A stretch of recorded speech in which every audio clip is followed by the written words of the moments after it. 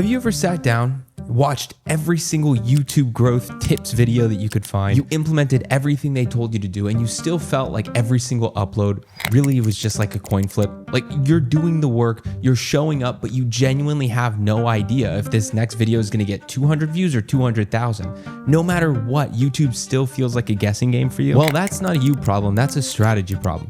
And in this video, we're going to fix exactly that. Because what I'm about to walk you through is the exact step-by-step process that I have used for myself and for clients that I've worked with. The ones generating hundreds of thousands of views and turning those views into real revenue. And I'm not gonna give you guys theory in this video. We are doing this live together. It's gonna be tactical and it's gonna be step-by-step. From finding a proven to work idea, to scripting it, to filming it, to editing it, all the way up to publishing the video and making sure that it actually gets seen. This right here is the full picture of how to actually grow a YouTube channel successfully in 2026. With that being said, let's jump into it.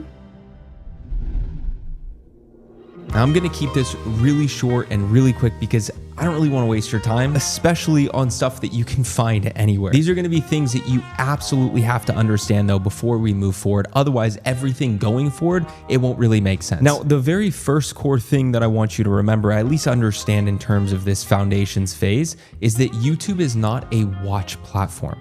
It's a click and then watch platform.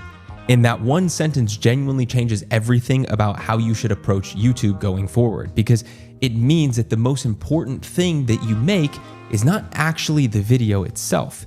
It's the idea and the packaging around that idea, right? The packaging refers to the title and the thumbnail.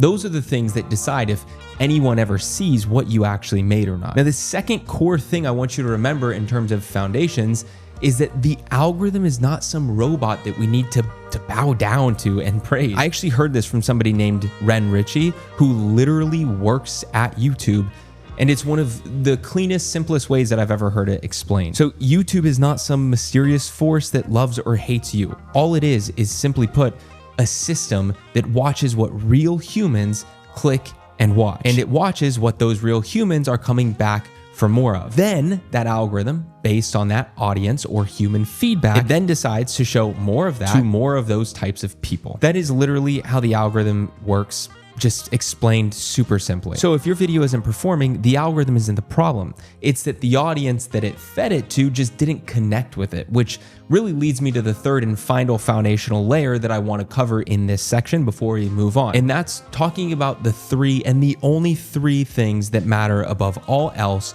in the world of YouTube in the following order. First and foremost, it's the idea. The idea is the most important thing over anything else in the world of YouTube. Second most important thing is the packaging, meaning your title and your thumbnail. And then third is the value inside of the video, which is basically just the transformation that the person's gonna get. Everything else, your editing style, your camera, your intro music, the keywords, all of that, that's all micro optimizations. They can move the needle 0 to 10 miles per hour, but those three things I just mentioned, the idea, the packaging, and the value, the most important things, move the needle from 0 to 100 miles per hour. So if you get those three things right first, then you're golden. Boom, in just a couple of minutes, keeping it short and sweet and simple, you now understand the very core, most important foundations so that we can now build the rest of what we're about to jump into on a foundation of rock rather than a foundation of sand. This right here is the most important part. Now, this is where most people waste the most amount of time and get the least results. And every single time I look at somebody's channel where they're not getting results, but putting a lot of time into strategy and into ideation, it's usually failing because they're operating in what I call noise instead of signal. Let me explain what I mean, because this can make or break your entire trajectory of your channel moving forward. When it comes to YouTube growth advice, most people hear the advice to go and find outlier videos and then remake them for your niche. For those of you that don't know, an outlier video is basically a video that has performed way better than anything else on somebody's channel. Now, most people are told to go find those outliers and just remake them. So they do just that. They go and they find a video that blew up for somebody. Then they copy the title, they copy the thumbnail concept, and they just add their little fingerprint to it and they post it. But it's still flops. It still doesn't get views. And they blame everything but the actual problem. So what is the problem? Well, maybe what I just laid out for you sounds familiar, or maybe it hits a little too close to home. Maybe you are trying the outlier strategy and you feel like you still just are guessing with every upload. Well, typically, this is what's happening. In this case scenario, if you do copy the outliers and it still doesn't work, it's because you are finding noise. You see, one outlier is a data point. It's exactly that, 1 point of data. It could be that video blew up because it was a collaboration with another creator. It could be that they use a very specific, really trendy topic that was only trending for that week or that month that it blew up in. It could be for various different reasons. One outlier on its own tells you almost nothing, which is why I refer to it as noise. Signal, however, is when you find the same thing, meaning an outlier or a video that's performed better than everything else on a creator's channel. But when you find 4, 5, 6, or even 10 of these exact same outliers across different channels, different niches, all using the exact same format, and ideally they're outliers that have not yet been done by a really big channel. This is a signal. Now, the best thing that you can come across is this signal rather than noise. So basically, a pattern. If you can find patterns of outperforming video ideas with the exact same outlier structure, ideally on small channels with lots of views rather than big name channels. That's kind of like the creme de la creme. If you want to get a video to perform well every single time, this is how. Patterns of the same viral format working for small channels for the most accurate and predictable results. That is the key. But the thing is, people don't do this because it's much easier to go and find that one-off outlier, the noise. It takes a few minutes, maybe an hour or less. It's much, much harder to find these patterns. It takes hours, sometimes full days of research. By doing so though, maybe dedicating what I recommend one full day, maybe twice a month, it will put you ahead of 99% of creators. It will get you predictable results and it'll be far more fruitful than the alternative. In fact, if you look at my own channel, my top best 3 performing videos were all videos that I found working really, really well outside of my niche. It didn't exist in the YouTube growth space yet, the niche I'm in. It was all videos that were blowing up in spaces like the mental health niche or the business and make money online space or other niches like that. But with every single one of my top performing videos, the ones with hundreds and hundreds of thousands of views, I found these patterns of outliers on small channels with the same structures across different niches. All I did was I took that, I stripped it back, and I turned it into a topic or into a skeleton. This is called format transferring. For example, let's say if I find a pattern, Claude Code is changing content creation forever. Claude Code just changed Facebook ads forever. And I see Claude Code just changed Shopify forever. I'm seeing that, wow, okay, this is a pattern across different niches. So maybe I could take that, I could turn it into a formula or a format, and maybe I could call it Claude Code has just changed niche specific thing forever. Now I can go into literally any niche and apply that. For example, Claude Code just changed YouTube forever. Now, unlike every other YouTube video out there that would just basically completely brush across the actual how to do this and go on to the next step, I want to make sure that we're tactical here and I actually show you how. So I want to stop here and I want to go and jump inside of my computer and show you how I actually find these patterns step by step so that you can literally follow along and start blowing up your next video right after watching this. Now, right before we jump in, I just want to let you know that I use 2 tools to do this. I massively recommend getting these 2 tools because genuinely, they are like 99% of the reason I'm able to find so many good patterns that I find. So I use first and foremost Velio, and I use second Poppy AI. So both Velio and Poppy AI, I will leave a link in the description below so you guys can click on that and go and join or check it out. So firstly, what I do is I open up Velio. Now, Velio is a YouTube research tool. It's the best one in the market. The creator of Velio is Marcus Jones, who's a YouTuber with over 400,000 subscribers. So he knows what a platform like this needs. Now I go into here and I'll start searching for keywords that are within my niche or adjacent to my niche. In the example of YouTube growth, my niche, I might type into the search bar something like how to grow on YouTube. Now, why am I choosing that? Well, because it hits on a pain point that I know my audience wants solved. And I know it's probably one of the broadest pain points that is being searched for the most within my niche. After I type this into the search bar, the very first thing that I'm going to do is I'm going to go over to filters. And then I'm going to want to put a few parameters here. Now, I don't want to find anything that's less than a 5x outlier. So I'm just going to type in 5 here. That's a 5x outlier, meaning I don't want to see anything that's performed less than 5 times better than the channel's average. The next thing I'm going to do is I'm going to go over to time range. This essentially is going to allow me to choose to see videos that have only been posted in the last 90 days or less. Now, ideally, I like to do around the last 90 days because if I go too far, like last 365 days, it's likely that those patterns that I may find will be irrelevant now. So I'm gonna go ahead and click apply. Awesome. So now what we're gonna see is just a ton of different videos that we can use. So like I said, the bread and butter here is to find small channels with, like, for example, this one has only 3,000 subscribers with lots of views. And this video has almost 10,000 views. So this is a 160x outlier, performed 160 times better than anything else. The title is, I'll show you how to blow up your channel for free. So this is really cool. I might save this. I'm going to keep note of that because I'm going to show you how I save these patterns when I find them in just a second. So the next one is, this is another really, really amazing outlier. This guy only has 23,000 subscribers, and yet this video has 60,000 views right here.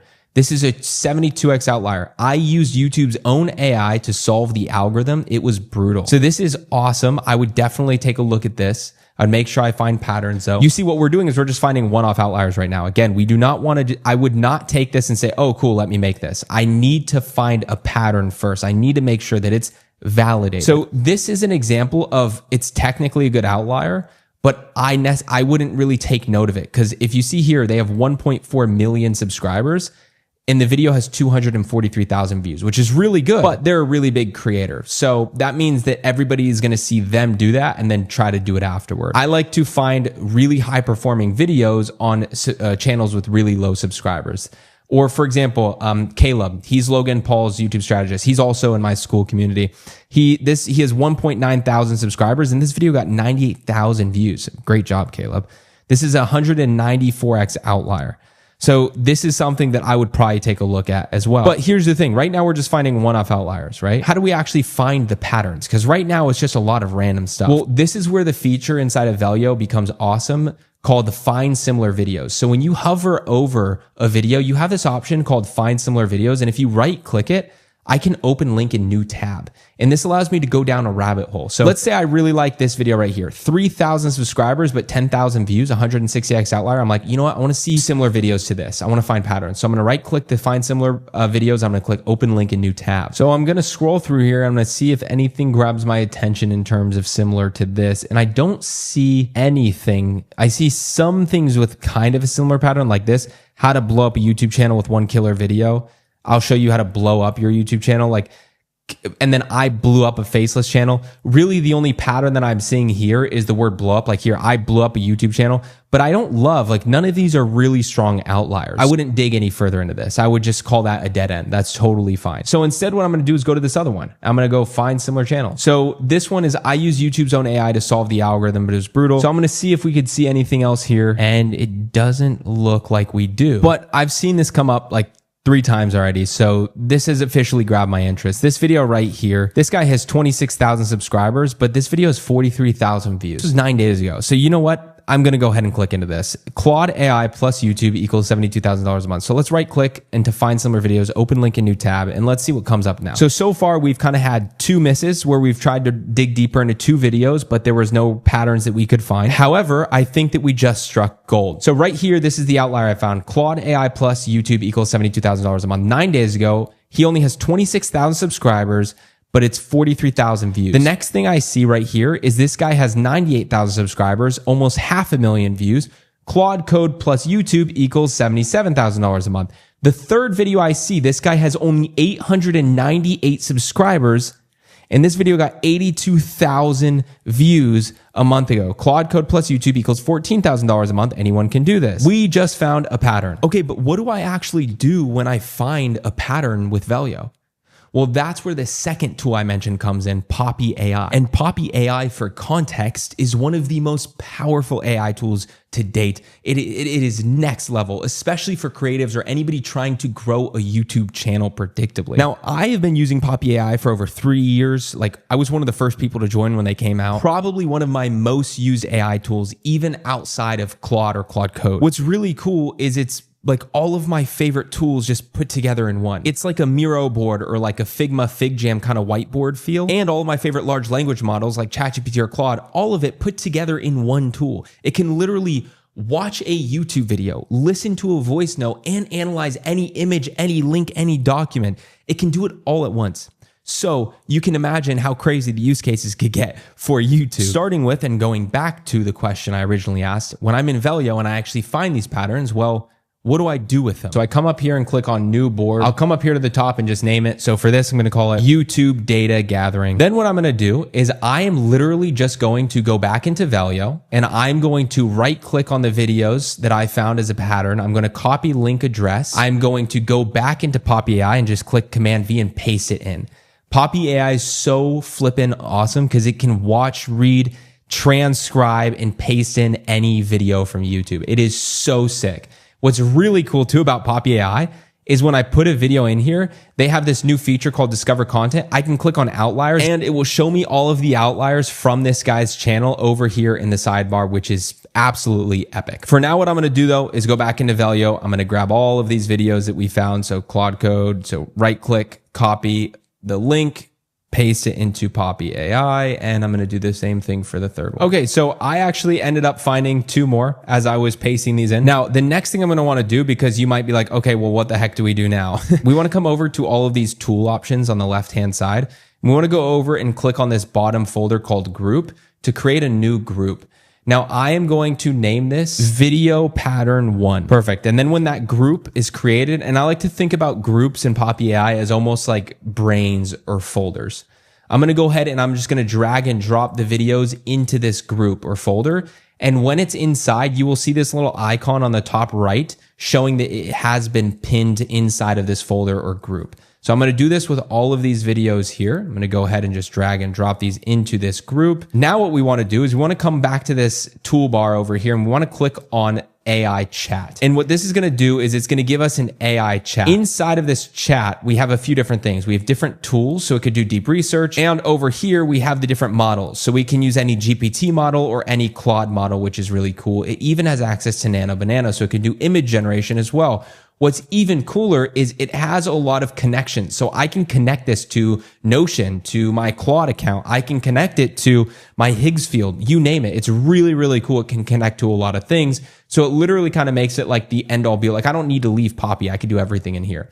Now, one thing is this chat will not work if it's not connected to a group. So this, we just created a brain of or information group, right? A folder trained on this specific format, which is Claude Code plus YouTube equals dollar amount. So what I'm going to do is I'm actually going to go ahead and I'm going to click on this right here to drag and connect it to my AI chat. When you see this animated line here, that means that they have been connected. If it's not connected, it will look like this. So make sure that these are connected. When these are connected, this AI chat will reference everything in this folder, which is super cool. So what I'm going to do, how do we actually find this pattern and turn this pattern into a format? Well, I'm going to go into the AI chat. I'm going to make sure I'm using Claude's model. Perfect. And then I'm just going to tell it, please reference the information in the group called video pattern 1. And I want you to analyze all 5 of these videos because they all have the same title structure. And I want you to turn that title structure that they've all used into a format for me to be able to use as a viral format proven to work, because this is a pattern of all outliers using a relatively similar title. So tell me what that title is by turning it into a format. Now that was probably way too wordy and I didn't need to be that wordy, but whatever. I'm just going to go ahead and click enter and then it's going to go off to the chat. Now what the AI chat is doing is it's reading and analyzing all of these videos. And look at that, within seconds, it's done. So looking at all 5 videos in the video pattern 1 group, here are the titles. Claude, so it reframes the title, the viral title pattern. After analyzing all 5, there are actually 2 overlapping formulas at play, and the outliers use one or both. Now, this is my favorite part about Poppy AI when I have it analyze the formulas or formats, is it gives me these markdowns that I could just copy. It's so satisfying. So your plug and play formats, it has literally just given me AI tool plus platform equals number, month. So I could say Claude Code plus YouTube equals $14,000 a month. Another one is AI tool plus AI tool equals dollar number a month. Anyone can do this. So maybe it's like Claude Code plus Higgs field equals $20,000 a month. Anyone can do this. Or another one is AI tool, just change your niche forever. So Claude Code just changed YouTube forever. Claude Code just changed software engineering forever. It is giving us proven to work viral formats in the form of a formula so that we could literally, as it put it itself, plug and play all of these words right here into whatever tool or platform we want, and it will work. Because why? Because these ideas are proven to work because we have found patterns. All of these are high performing videos, high performing outliers on small channels, all using the exact same title structure or format. This, guys, is the name of the game, and this is how I use, just one of the ways that I use Poppy AI. So this right here was literally the step-by-step of what you should go and do right now after watching this video to make your next video blow up predictably. Now, before we move on to the next part, which is now actually taking the awesome banger idea that's proven to work based off of data and actually going and scripting it, packaging it, filming it, and editing it, I want to talk to you about 3 filters that every idea needs to pass regardless of any strategy that I've implemented before I actually make it. So before I commit to any idea, I run it through 3 questions, even after doing the strategy that I just showed you. I ask myself, is there proven demand for this right now? Are people already watching stuff like this? Now, typically, if you just do the strategy I showed you, the answer is always yes, most of the time. But again, this is why it's important, for example, to put on filters when it comes to dates, because we don't want to find patterns from 3 years ago. Because if so, maybe there's not proven demand for it anymore. Now, the second thing I ask is, do I have a unique angle for this topic? Because demand alone isn't enough. The competition's too high in almost every niche now. So it's going to be your personal story, your personal proof, your polarizing perspective or take. That is what's going to make somebody click you instead of the other guy who's also talking about the same thing. The third question I ask is there a clear payoff for the viewer? So can the viewer tell in literally 1 second what they're going to get if they click and watch my video? So if an idea really can't pass all 3 of these, it's not ready yet. And the most important rule of all is if you cannot write a title and describe a thumbnail concept for your idea, you don't have an idea.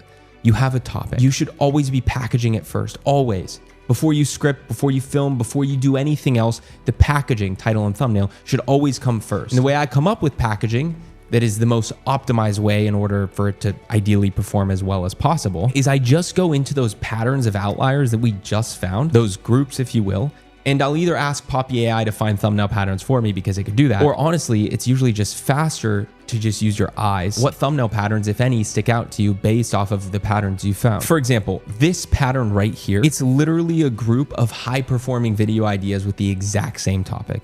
And every single one of them nearly has an identical thumbnail structure, which, broken down on a conceptual level, is essentially a face holding a laptop showing a result. So what I would do is I would probably get a little creative, making sure that the concept, of course, the concept stays the same, but by adding my own little fingerprint to it. But okay, let's say you get to this part and you've done everything right so far. It can still all fall apart if you don't have the script dialed in, because one of YouTube's metrics that they look at the most is retention and session duration.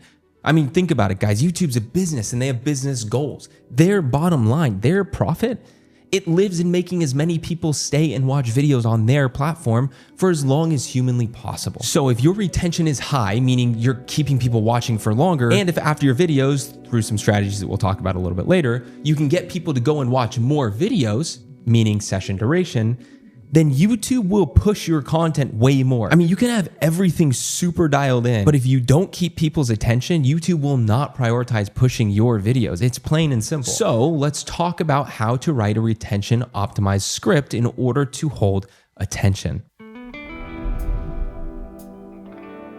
Now, the very first thing that I want to say on the topic of scripting is to avoid having AI generate the entire thing without any inputs from you. What so many people do is they say, hey, ChatGPT, here's my idea. Please write me a full script on it. Listen, that is how you get absolute garbage, because most AI generated scripts are terrible. They're super generic. If you want to stand out on YouTube, which with the saturation of new creators right now is going to be your real moat going forward, then you need to not have AI write your scripts.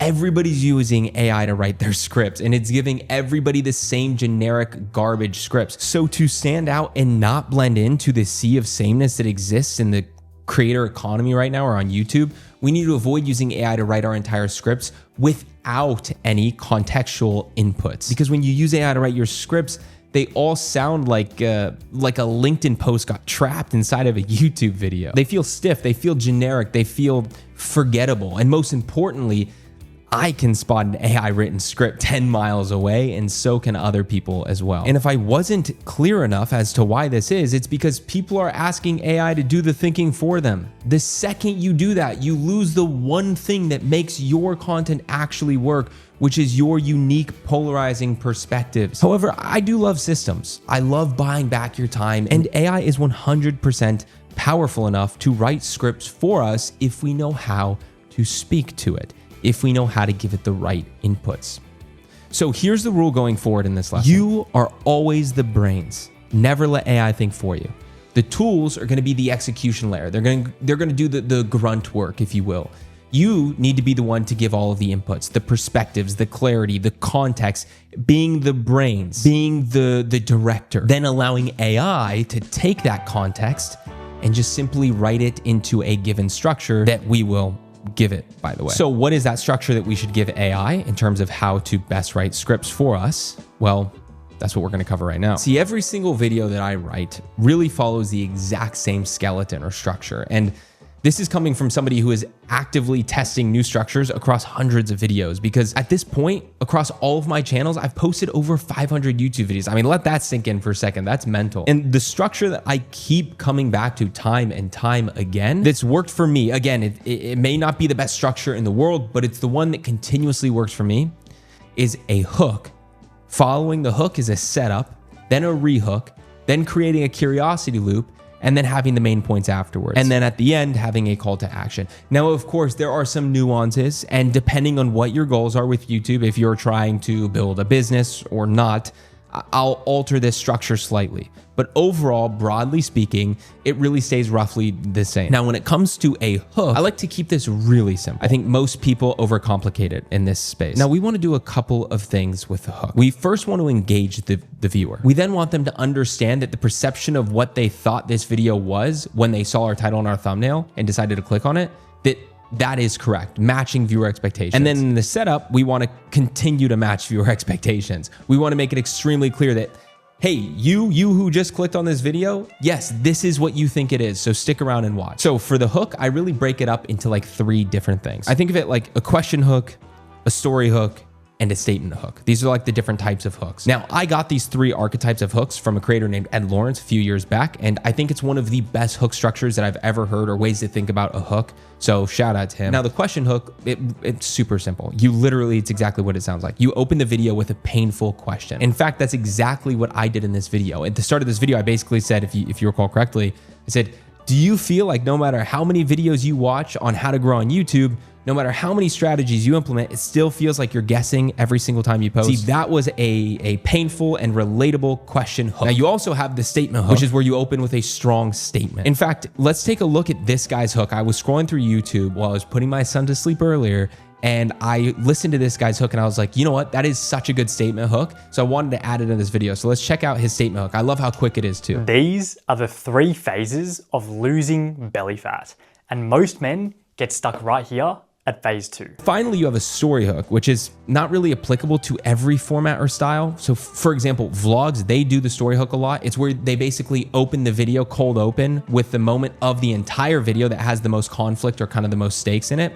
Podcasts do this a lot of times too. Like for example, The Diary of a CEO, he opens up with kind of a story hook. It's a mix of a story hook and other hooks, but those are really the 3 hook archetypes that or at least the ways I like to think about it. And one really important thing is I like to keep the hook as short as humanly possible. There is this like new trend happening on YouTube for the last year or so where hooks are starting to become like a whole minute or 2 minutes long, and it's getting absolutely ridiculous. Next is the setup, and the setup is essentially, it's really simple. It comes right after the hook, and all it's doing is one job. It's answering questions that are in the viewer's minds when they see our packaging. So when they're scrolling through YouTube and they stop and they see our title and thumbnail, most viewers have some subconscious questions that they may ask in their mind. For example, if we look at this video of mine that I posted, it's called How I Made 100K on YouTube in 30 Days Without Going Viral. See, some of the very first questions that somebody might wonder without actually thinking about it, or like subconsciously when they saw this, might be, did he actually do that?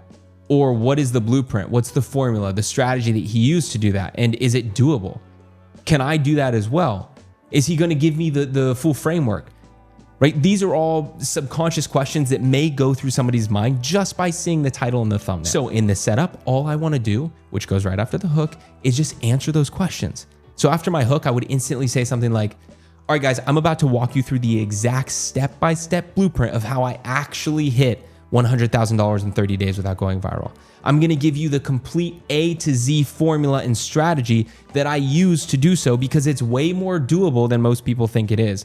Most people can do it as long as they implement this strategy step by step. See how I answered those subconscious questions one by one, and that just turned into my setup. And with this, it's the same rule as with the hook, guys. I want to try to keep it as short and fast as possible. I want to get to the video as quickly as possible. And I just try to answer the most common questions that I assume somebody would have when seeing my package. The whole premise of this is what Mr. Beast talks a lot about in interviews, which is you essentially want to match viewer expectations. And that's exactly what this setup does. And then you have what's called a rehook. And a rehook is essentially just another hook, but just much shorter and much quicker. And that just segues into your first point. And it's what I've been doing before every single new section of this very video that you're watching. In fact, the way I started this scripting section of this video, I literally had a rehook by telling you guys the consequences of not watching this, of how you'll still maybe fail. I basically told you why scripting is so important. And if you don't get it right, YouTube will deprioritize you. That is the purpose of a rehook. And then after that, all you need to do is basically just put your points, which is the main meat and potatoes of the video. This is what the people come for, the value or the transformation.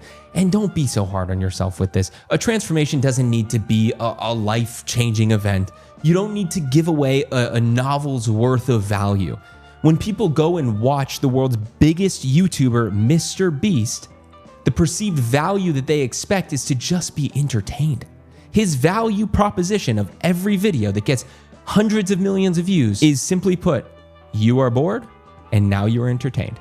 Doesn't have to be anything crazy. So once I have this structure in mind, which I just gave you, so hook, setup, rehook, and then rest of the video, I then jump back into Poppy AI because in my opinion, Poppy AI excels the most when it comes to script writing for YouTube. If you guys are not using Poppy AI for your YouTube script writing, you guys are leaving so much on the table. So with that being said, if you guys want to follow along with me step by step with everything that I'm about to do and show you, if you haven't already, go to the link below, get Poppy AI so you can follow along. And by the way, when I reached out to Poppy AI for this video, they were super, super cool. They gave me a code to give to all of you guys so that if you sign up with my link below, you can use code Dylan. And when you use that code, it's going to give you guys $50 off. But it's only going to be for the first 20 people who sign up. So make sure that you get that deal while you can, okay? And also another little perk is everybody who signs up with my link below, I'm going to give you guys all of the templates of all of the Poppy AI boards that you see in this video so that you don't need to build them from scratch. You could literally have my built templates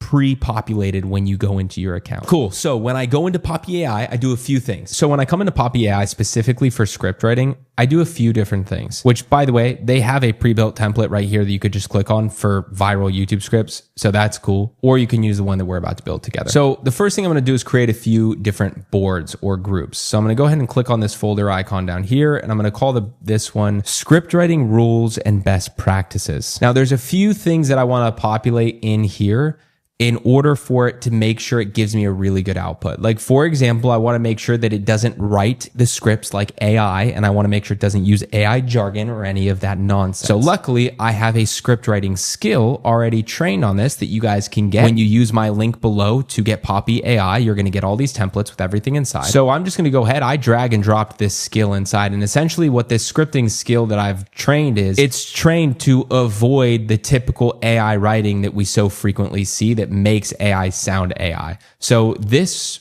right here is very, very valuable. The next thing I'm going to do is want to give it my scripting structure. So I'm going to come over here to the text file, and I'm going to use a tool called Whisperflow that allows me to just speak and basically audio to text. And I'm just going to tell it for every video, I want to keep the hook in the setup as quick as humanly possible in order to get to the main point super fast. In terms of scripting structure, we should always start with a hook. It should either be a question hook or a statement hook. And then we should go straight into a setup. And the setup should just answer questions that the viewer is very likely to have based off of the packaging. So my title and thumbnail. And then again, keeping that extraordinarily quick. And then we want to have a rehook, again, a question or statement hook that just creates stakes as to why they should listen or watch the next part, and then just get into the points, point one, point two, et cetera, and in between each point, or the meat and potatoes of the video, the main core transformation, I want to have a rehook in between each main point, and then I want to have a call to action, and at the end of every video, our call to action should be to go watch another one of our videos. Perfect. So I basically just voice to text that entire part of how I want the structure to be.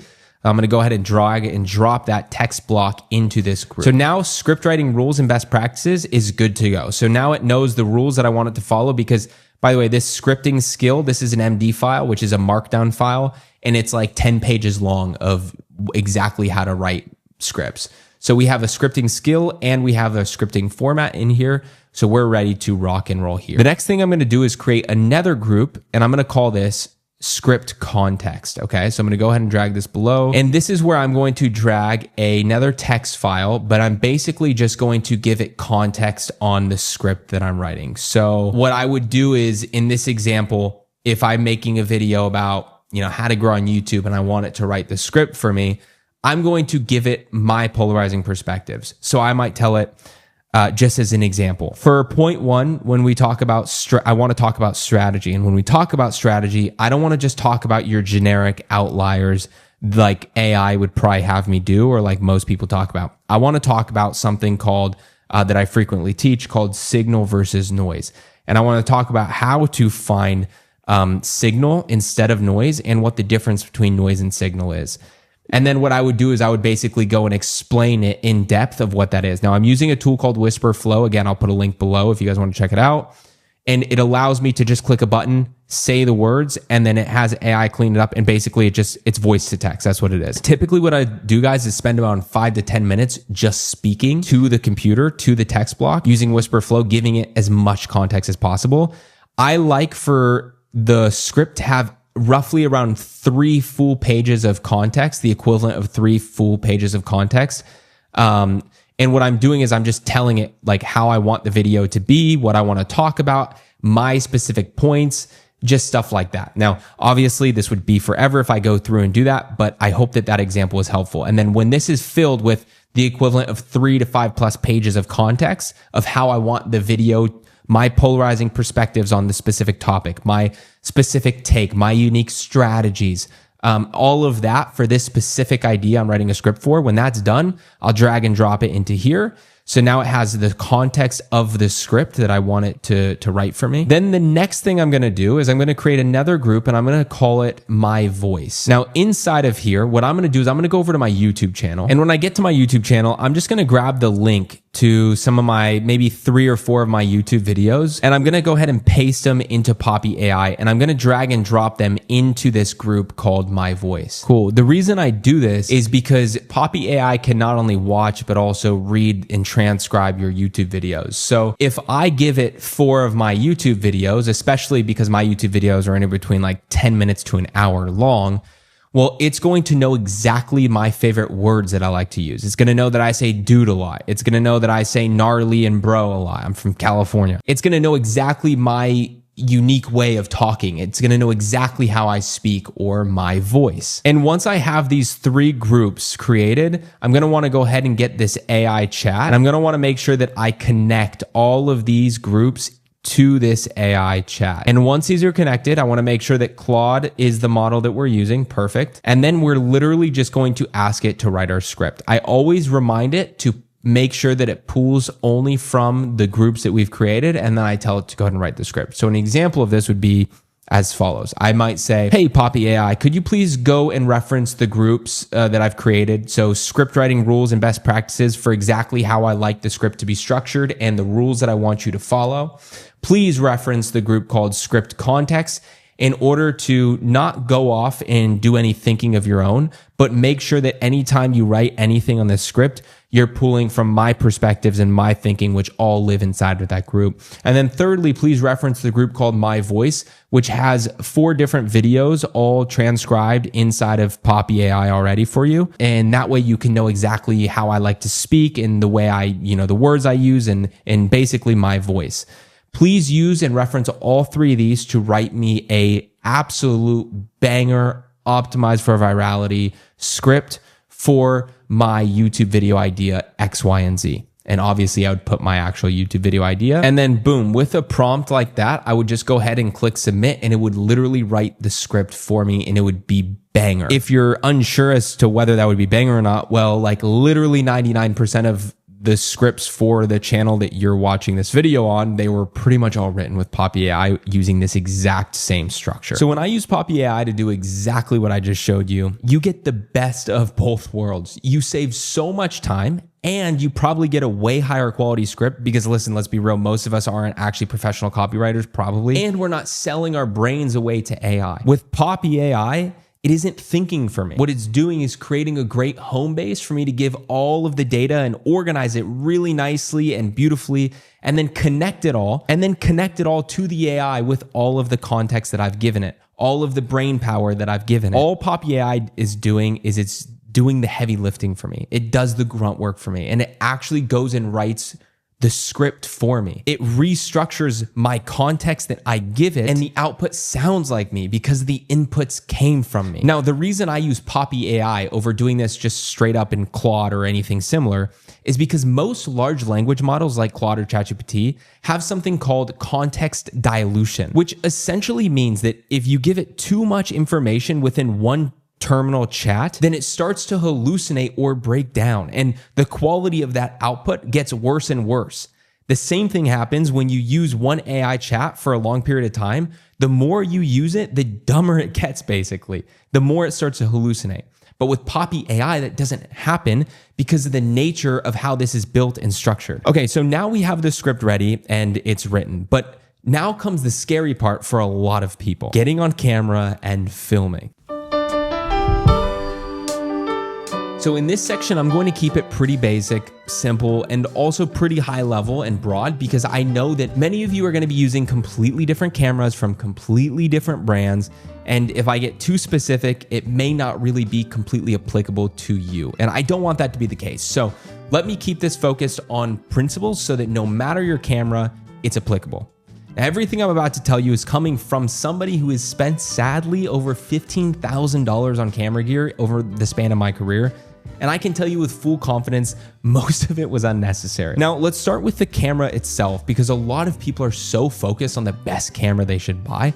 But I'm gonna tell you guys something right now. Cameras don't matter nearly as much as you think. See, there are things that matter way more than the camera, which I'll cover in just a second. But I want you to understand that even the newest iPhones shoot incredible videos. A pocket camera like the Insta360 Luna that just came out, which by the way, I have a video coming out on that soon, so subscribe if you want to check that out. That little pocket camera is mind-blowing how good it is for the price. Even if you have a small camera, like I know a lot of people, a great beginner camera that's popular, they get the Sony ZV-E10. All of those cameras I just mentioned are way more than enough to start. And if the format for YouTube that you decide to do is very screen recording heavy, or you're doing a lot of tutorials there you need to show things on your screen, I highly recommend a tool called Tela. It's not sponsored, I'm not affiliated with them, but it's genuinely just a tool that I actually use all the time that's like super OP. So I said that the camera doesn't matter as much as you think, but if that's the case, what actually does matter? Well, it's the lenses, which matter way more than the camera bodies. It's the lighting, which matters way more than the camera. And it's the audio, which matters way more than the camera body. Now, I think that as somebody who used to do videography for work, that lighting is one of your biggest unfair advantages. Most people's videos look bad not because of their camera, but because of their lighting, and the fix is so much simpler than you think. Now, by the way, what I'm about to tell you, yes, of course, it costs money to buy cameras and lighting equipment, but in terms of lighting specifically, if you're strategic, you can do all of this with natural light for free. But when it comes to lighting, you really need 3 things. You need, and this is the most important thing, which is called a key light. And this is gonna be your main light. It should not be positioned like most people do it, which is directly in front of your face. Do not do that because there will be zero depth, zero shadows if you do that. Your main light should be positioned at a 45-degree angle to your face, slightly above your face, and it should be pointing down ever so slightly. Please not directly in front of you. Now, this is a technique that's commonly used in Hollywood because by simply moving the light from in front of you to a 45-degree angle, it creates a shadow on one side of your face while lighting some little bits of it and creating more depth, making it look more cinematic and more filmic. Now, the next light I would highly recommend, but it's not necessary. In fact, nothing is necessary except the key light, which you can just use natural window light if you really need to. But now we're getting into what I just highly recommend. So back to what I was saying, what I highly recommend is a hair light or a rim light. It's the same thing. And it's where you basically put it really high up, pointing down at you, and it lives on the opposite side of where your key light is. This is really cool because it will create a very beautiful rim light around your head, this like cool like silhouette glow, and it'll help you stand out way more from the background, creating more depth. And then thirdly, you should have a practical light, which is something in the background like a lamp that makes the whole setup feel natural and not artificially lit. Ideally, it's something warm to give it more kind of just like a natural feel, like mine, which is literally a light from IKEA. Now, that's really all you need. I have way more lights in my setup, but that's because I'm just obsessive over it, but that's really it. And by the way, you can get a solid key light for under like $100. You can get an IKEA lamp that works as a practical background light for like 20. And then if you want the extra kind of like next step up, you can get another hair light or rim light for, again, like $100 or less as well. And by the way, if I wasn't clear already, not only are all of the tools I mentioned in this video, whether I'm affiliated with them or not, going to be in the description below. I'm also going to leave a link to just help you guys out of all of the gear that I use and that I would recommend. So I'll put all the gear I use, and maybe I'll also put in the description below all of like the budget gear that I'd recommend, the budget versions of it, because I think that'd be helpful for a lot of you guys. So if you want to check that out, that'll also be in the description below. Now, because this is a question that I get asked so much, I want to take a really quick second to talk about camera settings. Now, I want to start by saying it might vary slightly depending on the camera you're using, but for the most part, the settings I'm about to give you for your camera, they work really well across the board because they're industry standard settings for the most part, if you are trying to get the best, most cinematic look, no matter what camera you're using. So if you set your camera to the settings that I give you right now, it'll make your videos look exponentially better. That's a promise that I guarantee. So first things first, you should set your camera to shoot at 4K resolution and at 24 frames per second. This will give you a very high quality look, and the 24 frames per second will give you the most natural feel through the video as to what we see through our human eye. Next, we have what's referred to as your shutter speed. Now on your camera, it's basically gonna be that thing that has a 1/ and then a number.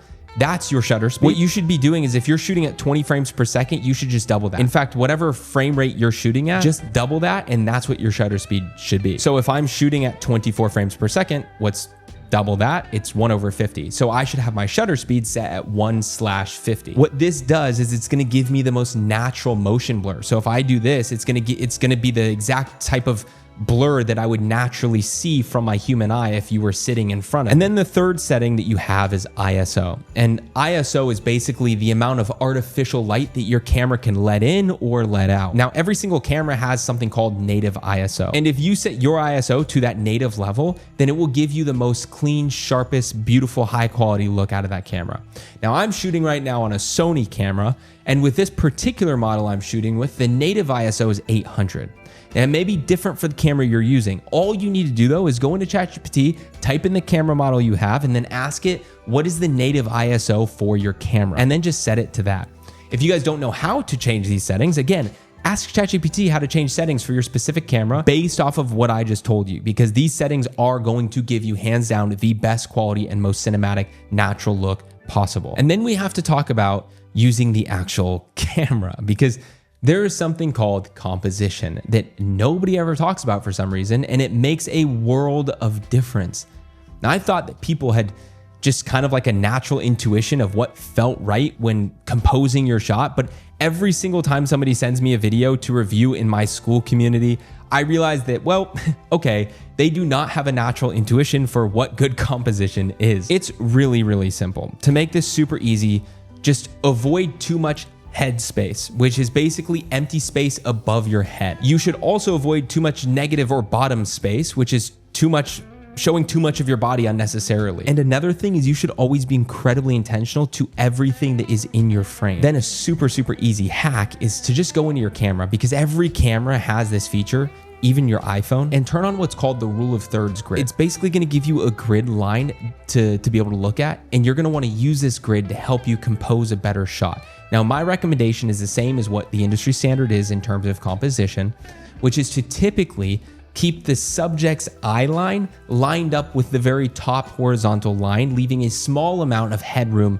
above your head. But we also need to make sure that we cover how you sound once you get the filming down, right? The composition and the settings are all dialed in, great. But you have to remember, people will watch a bad video with good audio before people will watch a great video with bad audio. Now, that's just to tell you how important audio is. A simple USB microphone like the Shure MV7, I think it should be fine. Or honestly, even a wireless lavalier mic like the Insta360 brand new lavalier mics that come with the Luna Pro pocket camera, or what's probably the most popular and well-known lavalier microphones are the DJI lavalier mics. These are also really great. Just make sure that you get it close enough to your mouth. That's really the whole secret, and you'll have more than good enough audio. And that leads us to the natural next step of this process, which is that of editing. The part of the process that most people absolutely hate, but it's also one of the most important, especially if you fall short on the filming side of things. Editing can really use some movie magic, if you will, to clean it up nicely. Again, this is something that I'm going to keep very principle, high level based, because many of you watching this may be using completely different softwares. And if I show you the step-by-step of what buttons to click, it may not translate well and it will be outdated with the next update, which is fine. We don't need to do that for this to still be valuable, because for the way I'm going to teach this, the software doesn't matter. Whether you're using Premiere Pro, Final Cut Pro, CapCut, DaVinci Resolve, whatever it is, the foundations are all the same. However, really quickly, I do want to say, if you yourself are not an editor and you have the means to be able to afford a video editor, the very first hire that I would make for your channel would be to hire an editor. It will save you so much heartache and so much time. Because say what you will, but the same way that software engineers have to get some level of education to learn all about software engineering, well, editors also have to go to film school to learn high-level editing techniques. It's not something that you can just give to AI to do, despite what people think. Trust me, I've tried extensively. It's not something that you could just hire somebody on Fiverr either for super cheap to do, because they're just button pushers. You need somebody who fundamentally understands storytelling and the psychology of the cut, of editing. Now, I have a video that I'll link below in the description with over 400,000 views on one of my channels, where I talk for 15 minutes about how to edit based off of human psychology, because back when I was a videographer, I also edited for a media house where I edited documentaries. But for now, let's start with the principles that I really want you to understand if you are editing yourself, which is first, cut everything that doesn't earn its place. The number one biggest editing mistake is leaving way too much in the video.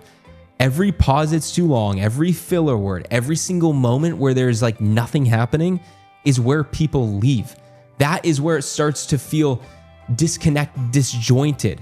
So I want you to be really ruthless. If a sentence doesn't move the story or the narrative forward, if it does not add value, then cut it out. One of my favorite really, really small, easy tricks to do that most people are just way too lazy to do for some reason, because it literally takes a few extra seconds, is something called J-cuts and L-cuts. A J-cut is essentially where the audio of the next clip plays a couple of frames before we actually see the visual. And what this is doing is subconsciously cueing the brain for what's to come.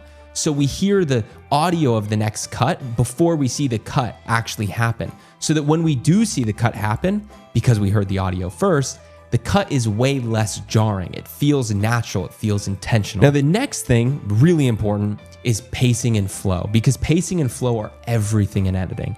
Your edit should feel like a conversation. It should not feel like a lecture. So you should vary your cuts when you can if possible. Try to use as much supplementary footage or B-roll as you can. Try to use screen recordings when applicable. Try to basically show, not tell when you can, in order to break up long talking head sequences or parts where really it just starts to get boring. Let's be real. Don't ever just throw text, transitions, or animations on the screen. Please don't do this. It makes it feel unpolished and just cheesy. It's one of the most disjointed, janky things that you can do, in my opinion. Everything that happens on screen should be motivated. So if you're gonna try to add text on the screen, then make it to highlight key points, right? You always wanna make sure that you're keeping the pacing and flow polished, keeping it intentional, keeping the energy moving forward. Now, one tool that I wanna show you guys that's genuinely kind of a cheat code when it comes to leveraging AI for editing is something called Hyperframes by HeyGen. Again, no affiliation with them, but I've just found it to be helpful. It doesn't do the editing for you. Everybody is doing the wrong thing here. They're trying to get AI to edit the video, but arguably the A-roll, or the main part of the video, is the most important part. I think it's where the human should always be editing that part, because it's where you can actually control the story, control the narrative. When it comes to animations though, I mean, that's a whole nother skill set. That's a whole nother thing people have to go to school to learn, right? Motion graphics and animation. So if you do learn editing, that's a whole nother world of a skill that you need to learn with a whole new software like After Effects or something. But with HeyGen, it's really good at creating motion graphics and animations. And the reason I'm okay with it is because you don't really need to understand pacing and flow or storytelling as much as you do with traditional editing to create motion graphics. And especially if you prompt it correctly, you can actually get really, really solid like animations for your videos through Hyperframes. And those are really the core principles that I wanted to get across in this part of this entire video of how to run a YouTube channel in order to grow it in 2026, specifically in terms of editing. Oh no, my light just died. Well, no worries, because this has been the entire A to Z process to grow a YouTube channel in 2026. It's everything that you need to do and understand the full A to Z process. So make sure that you save this video, go back to it, rewatch it. The timestamps are below in this video, and all the resources are gonna be below as well, including discount codes to any of the ones that I've mentioned, like Poppy AI. And you guys are officially now ready to blow up on YouTube, but there's still one more thing. You just learned how to build a video for traffic for as much growth as possible. You learned everything from zero to publishing, the full system, the full strategy. But while knowing how to make a great video, bringing in the traffic and the growth, that's only half of the equation. The other half is knowing how to make that video work for your business, how to turn the views into leads and leads into paying customers, how to build the entire content ecosystem and funnel that makes YouTube actually compound for you over time. Well, lucky for you, I made an entire video breaking down step by step all of the tactical, in the weeds, juicy sauce that you want. It's honestly probably one of the most valuable things on my channel outside of this video. In this video, it will break down everything of the second half that you need to know in order to not only just blow up on YouTube, which is what we learned, but turn that into revenue. I'll see you guys in that video.